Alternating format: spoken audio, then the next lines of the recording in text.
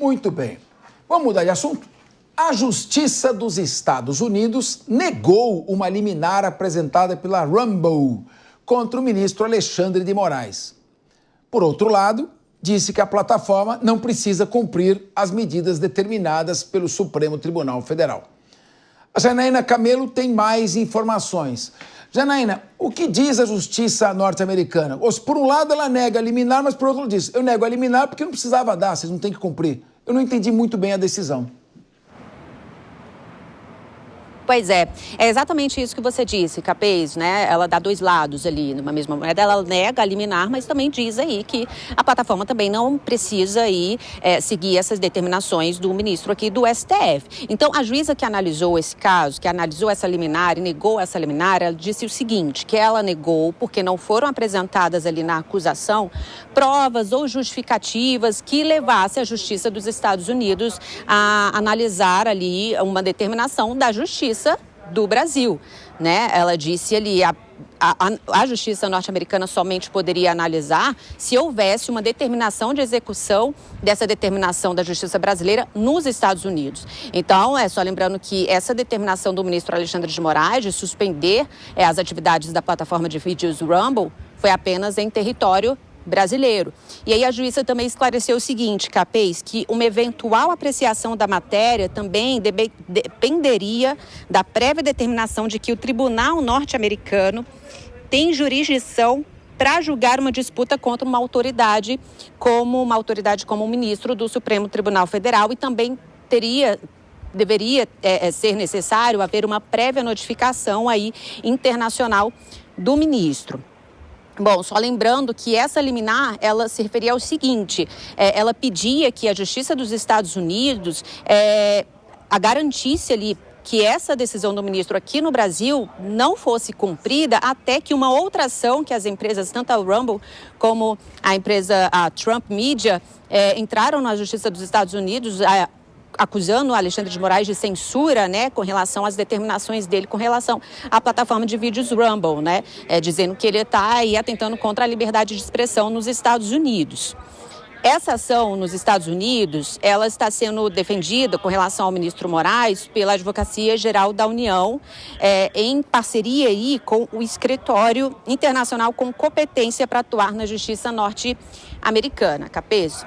Agora, olha só, tem uma outra notícia também de hoje, uma notícia quentinha que é o seguinte, a comissão também dos Estados Unidos, a Comissão de Justiça da Câmara dos Representantes dos Estados Unidos aprovou um projeto de lei que pode barrar a entrada de autoridades estrangeiras no país se for responsável por aí, autoridades que tenham sido responsáveis por ações diretas ou indiretas que violem a primeira emenda da Constituição, que estabelece a liberdade de expressão, né?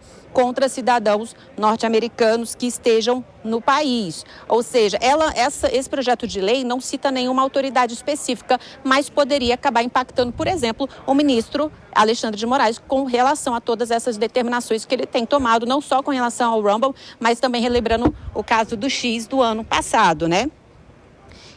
Caso ela foi aprovada e agora, depois de ter sido aprovada, ela vai para o plenário e aí ali os parlamentares vão decidir se esse projeto de lei começa mesmo a valer, se pode virar lei ou não.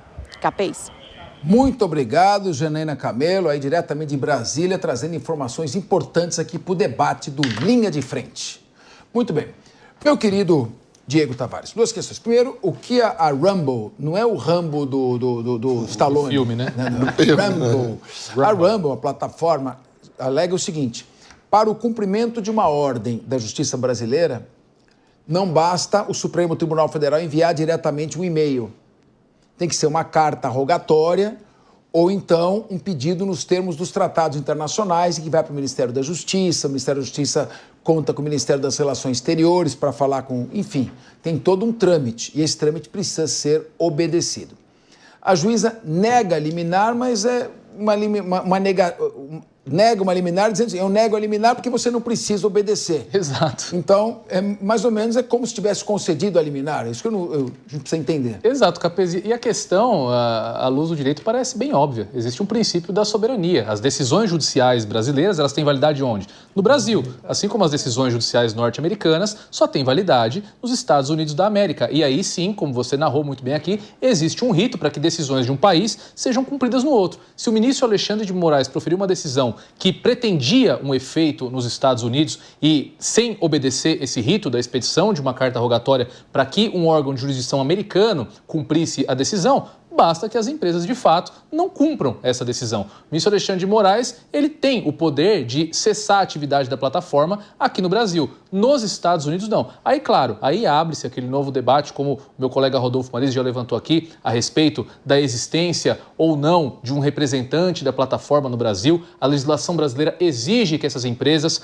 mantenham um representante para que elas, de fato, tenham a sua atividade legalizada aqui no nosso país, mas o que a gente observa na prática é que muitas empresas não têm e seguem operando, o que pode trazer para esse debate uma certa tendenciosidade política. Nós tivemos esse problema com o X, por exemplo, no qual um dos seus proprietários, o Elon Musk, teve uma contenda praticamente pessoal com o ministro Alexandre de Moraes, mas nós não tivemos esse tipo de problema para outras empresas, como, por exemplo, o OnlyFans e outros sites que não têm representante no Brasil e são amplamente acessados por muitos brasileiros. Enfim, é uma discussão que está em aberto, mas sobre o tema dessa liminar, a decisão parece muito óbvia para quem conhece um mínimo aí dos princípios de direito, a aula 1 de noções de direito na faculdade. Muito bem. Professora Cíntia Nunes, a juíza norte-americana de Tampa, Mary Scriven, disse o seguinte, eu não vou conceder liminar, porque a minha liminar é desnecessária.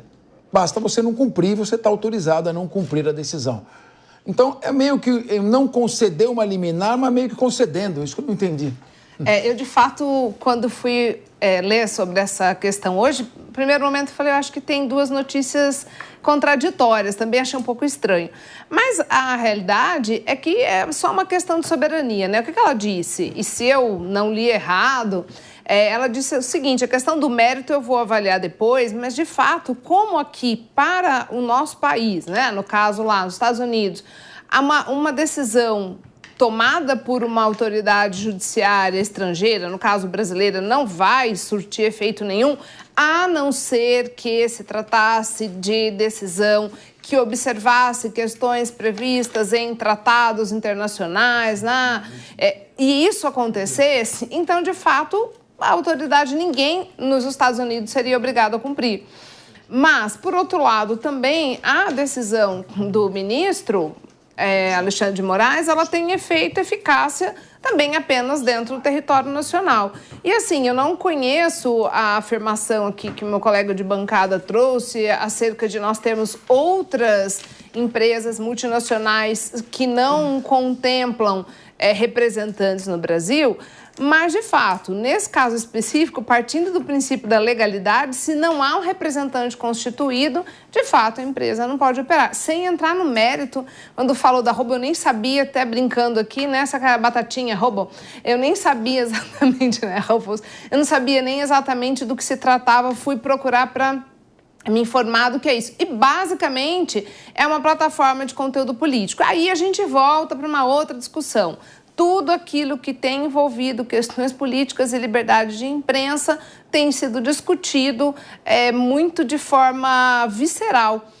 Juridicamente, ao meu ver, o ministro está correto, sob o ponto estrito da letra da lei. E juridicamente também, pelo menos dentro de uma questão de soberania, entendo que a juíza norte-americana também agiu corretamente, ou seja, cada um no seu quadrado. Enquanto não houver aí uma questão que justifique uma possibilidade por acordos em que cada país, cedendo um pouco da sua soberania, entenda que aquela decisão é executável naquele país, está cada um defendendo dentro do seu território aquilo que lá deve prevalecer.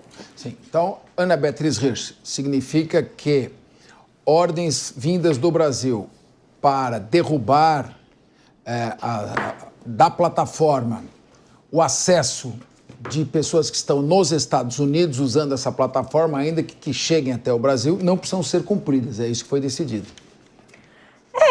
Capês, assim, esse é um problema que a gente vai enfrentar com mais e mais frequência, dada a tecnologia e a globalização que a gente vive. Como se portar em situações em que em um país há uma ilegalidade, há uma impossibilidade, em outro não. Aí a gente precisa, talvez, de uma cooperação internacional para criar regras e mecanismos que sejam utilizados por todos os países, como se fossem, assim, princípios básicos do mundo globalizado. E eu sei que isso é muito difícil, porque existe, como neste caso, aí questões que ultrapassam a barreira estritamente jurídica, envolvem política, tudo depende muito de quem está no governo, de quem deu a ordem, e isso acaba prejudicando uma análise isenta da situação.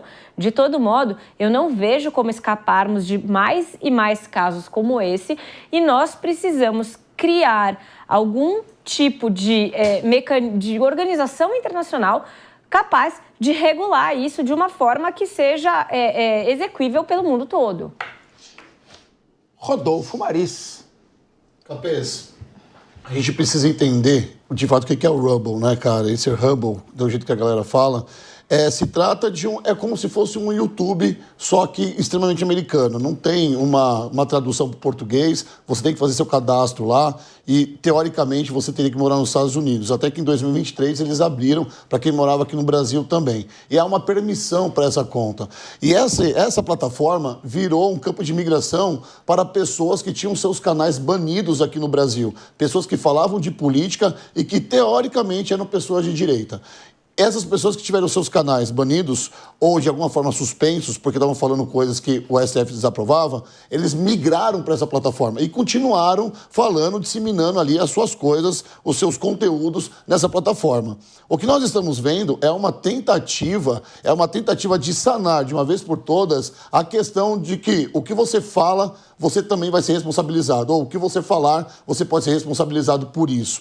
É uma forma de você tentar controlar de uma forma, eu vejo até de uma forma benéfica, tá? Porque hoje nas redes sociais, parece que as pessoas falam o que querem, disseminam ódio e parece que elas não pagam pelo aquilo que elas estão falando. Você é um exímio advogado, Capês, e fala sempre para mim dessas pessoas que disseminam ódio na internet e que é, assim, uma culpabilidade por essas pessoas. Elas são responsáveis pelo que elas falam.